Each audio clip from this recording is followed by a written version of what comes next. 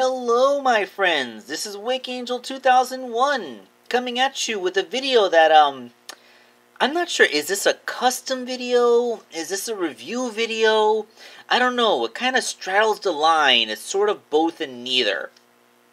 So, you may remember a few weeks ago, I got myself that Earthrise Siege figure from when I was at Comic-Con. I found her for like 20 bucks, so I decided to just go ahead and splurge.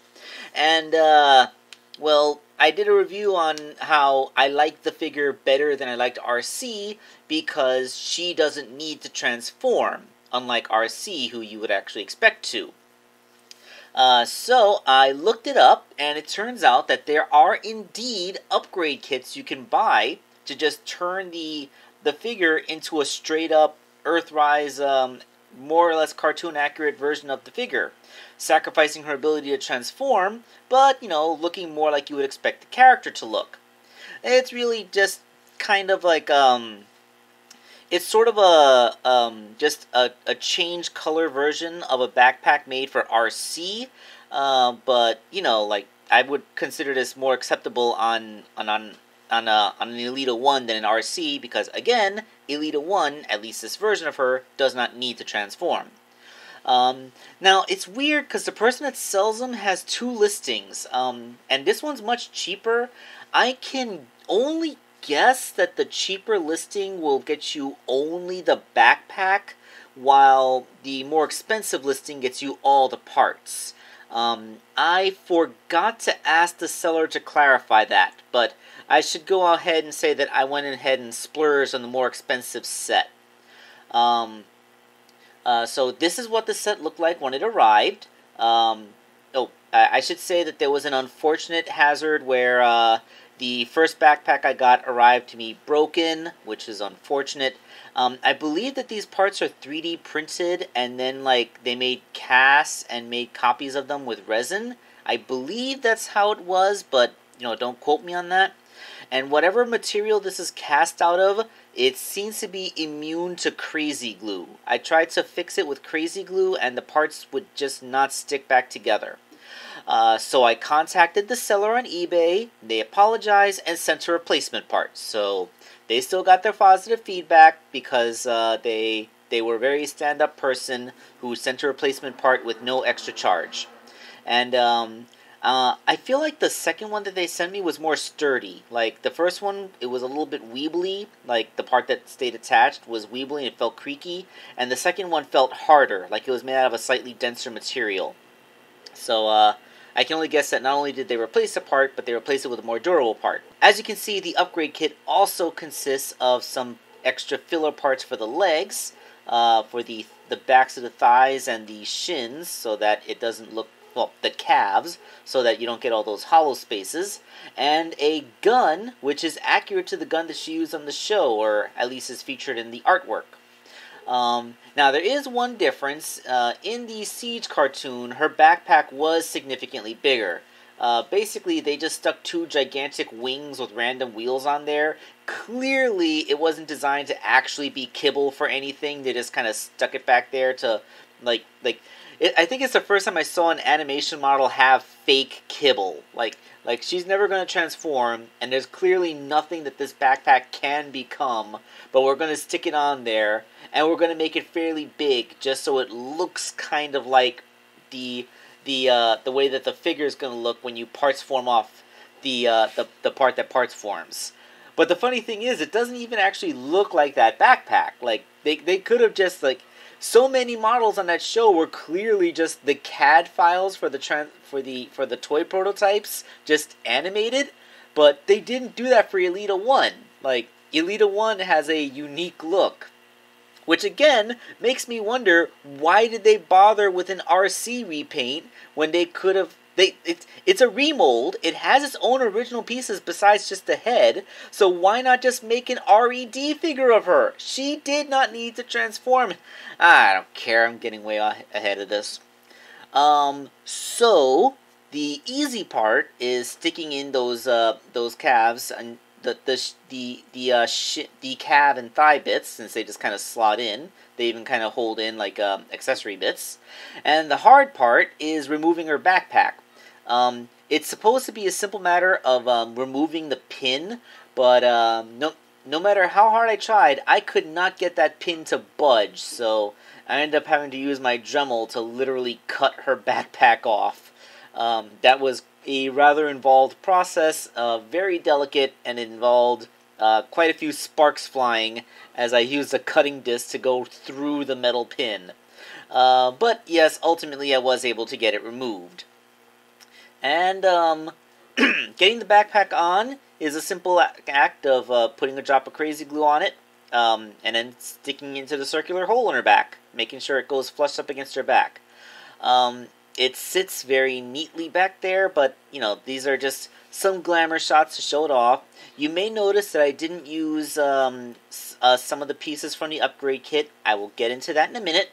And I just wanted to showcase what this looks like with these still frames, and also show that the car, the shell of the car, is still capable of turning into the car shell.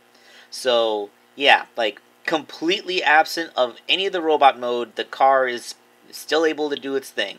Like, seriously, this particular Arcee mold is literally the most egregious shell former I've ever seen. Like, there is not a single part of the car or the robot that needs each other. Like, even, like, I think Thunder Blast from, like, what was it, Transformers Energon?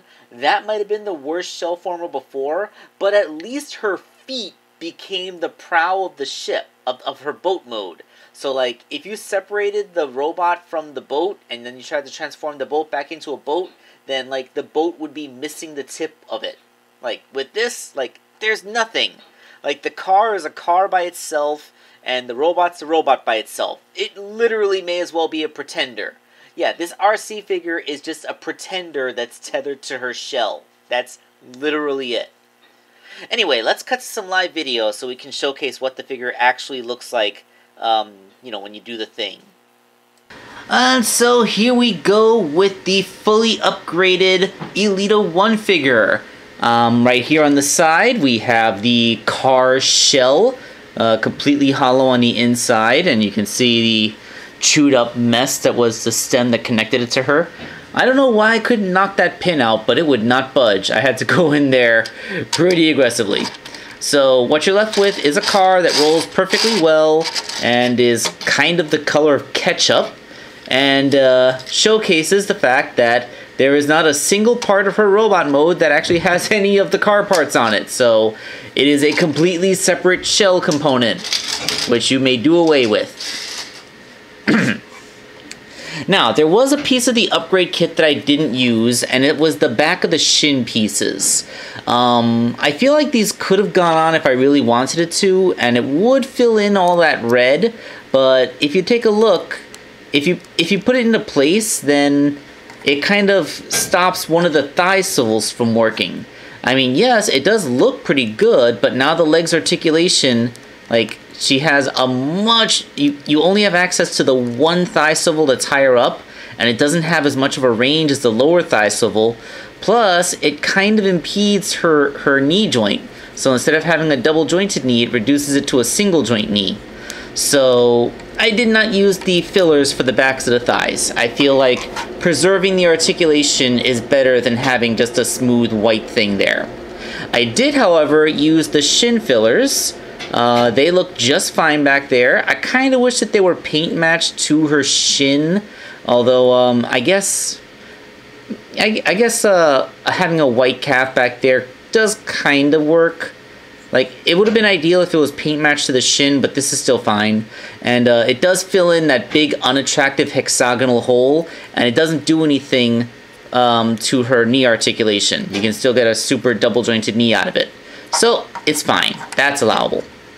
The backpack itself looks pretty darn great. I mean, it is paint matched very well to the figure.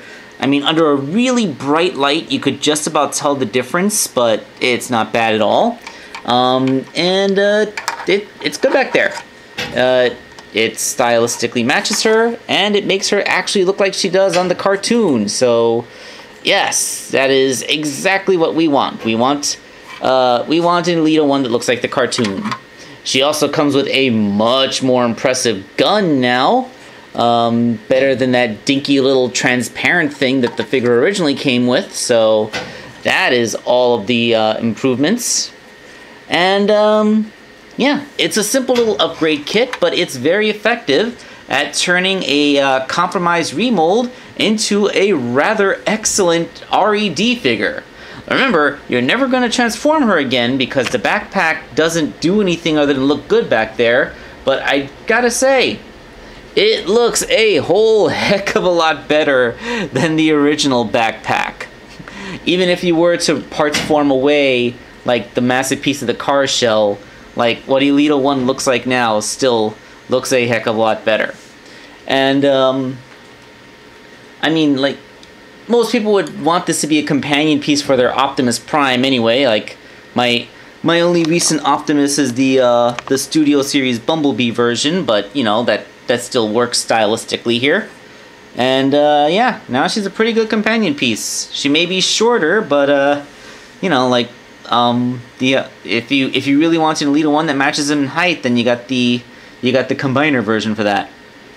So, yeah, if you are willing to go through the extra expense and the modification, then this is a worthy little upgrade for Elita-1. And it could also probably be done for the Paradron Medic as well, because you do have that. And that's fine too, because out of the trio that uses this mold, Arcee is the only one that I expect to be able to transform. The other two don't have to, so therein lies the benefit of this. So this is Wake Angel 2001, signing off.